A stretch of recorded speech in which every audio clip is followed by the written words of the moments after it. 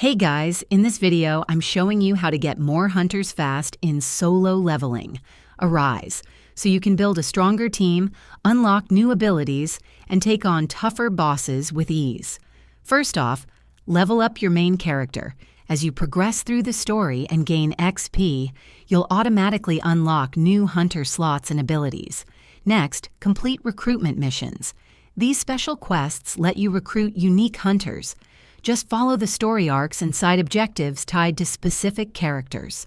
Don't miss out on limited-time events and banners. Many of them feature rare hunters you can pull for using in-game currency or crystals.